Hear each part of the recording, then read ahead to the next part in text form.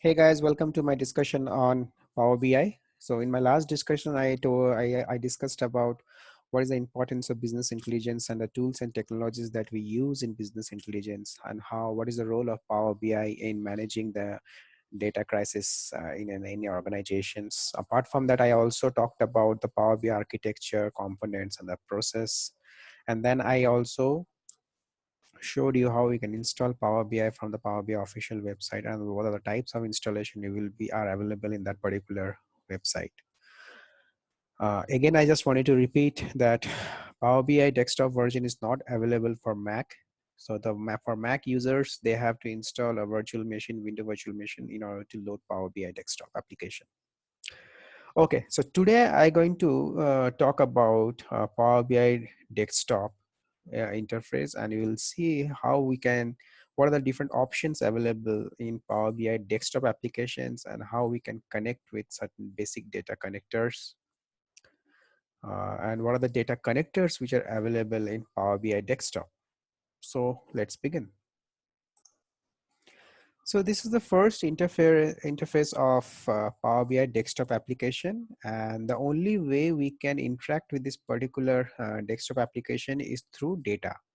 And how can we bring the data to this particular application? We start using this application from this very point, that is a get data option. So this is the get data option through which you can just connect to the available data connectors that are available in Power BI desktop. So before exploring this particular option, let's see what are the things available in this page. So for this particular page, uh, there are a lot of options, or there's a lot of areas that we need to know. The first area, that is the field area, where you will actually be showing the table column name and the table name along with the column name. So once I connect to a particular data set, you will be seeing that the table name along with the column names will be populated in this particular field area. So this is the visualization area. These are the default uh, visuals that are visualization available in Power BI desktop. Apart from this, you can also download visuals, custom visuals from this particular area, where you can just import from the app source. Or apart from this, you can just download, you can just click on this particular area and you will be taken to Microsoft Power BI marketplace, where you can just download the custom visuals. So I'll be showing all these options in my future discussions when I will be talking about custom visuals. This is the drill through area. So drill through is the best practice of creating reports and visuals in Power BI. So I'll be also touching this area. I will discuss how we can implement drill through in our reports. These are the filters. So filters are also very important in order to make your report more and more flexible and dynamic. So filters are nothing, but it helps you to see the intended data that you're looking for. So I will also talk about filters. There's a separate section where I will discuss about filters.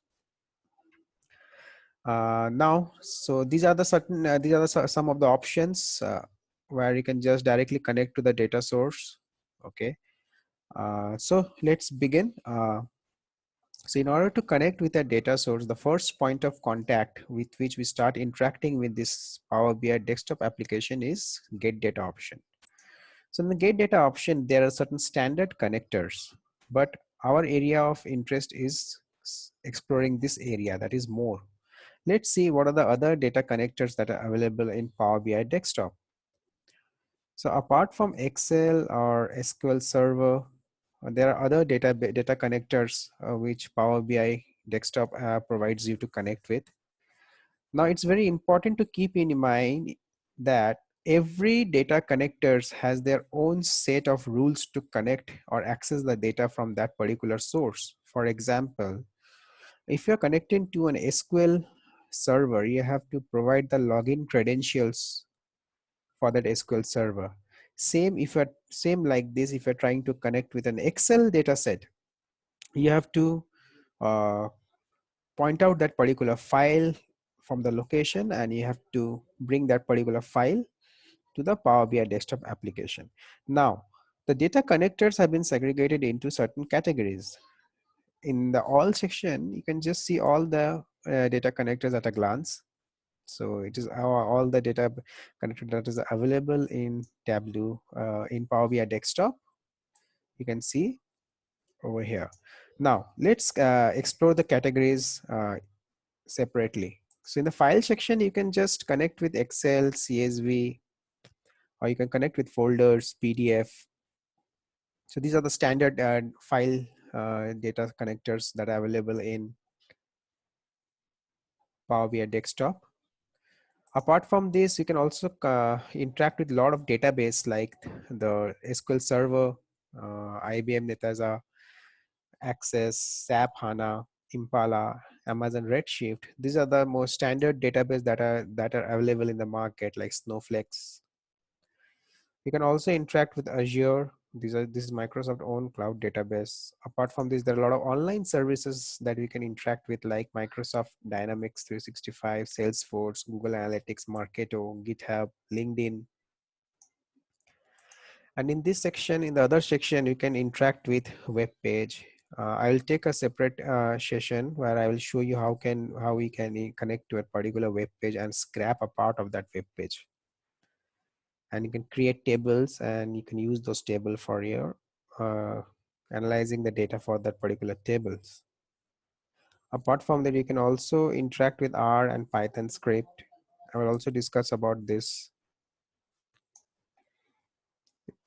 You can also interact with SurveyMonkey. These are all third party like Workforce Dimensions. These are the some of the other third party data connectors that are available in the Power BI.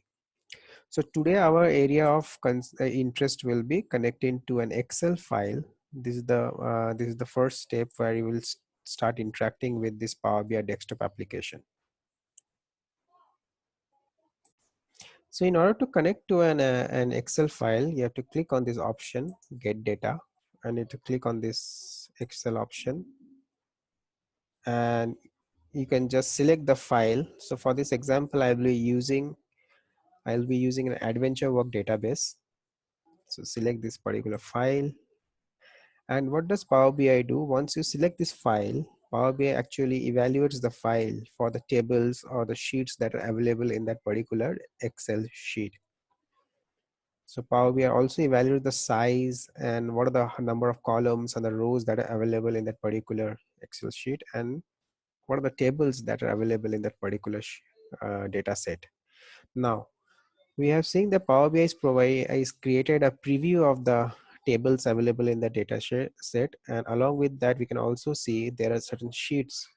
So these sheets are the sheets available in Excel file, and these are the tables which are available in those sheets, like in sheet 2, 3, 4, 5, 6, and these are the tables that are available. So we can differentiate between tables and a sheet in terms of the icon. So table have a specific icon and the sheet has a specific icon. So our area of interest will be working with the tables.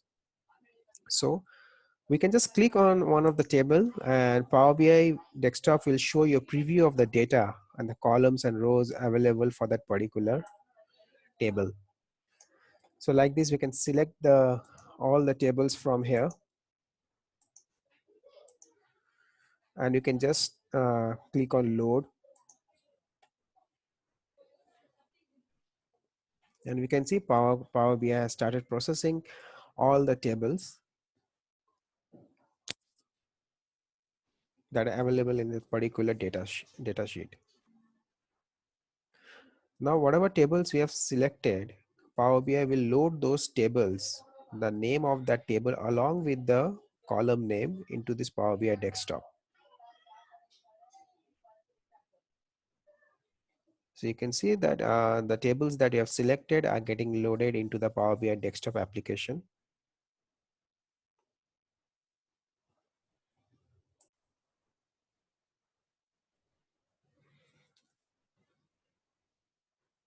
So now where the data is uploaded to this particular desktop application, here is the area where you can see the table name along with the column name.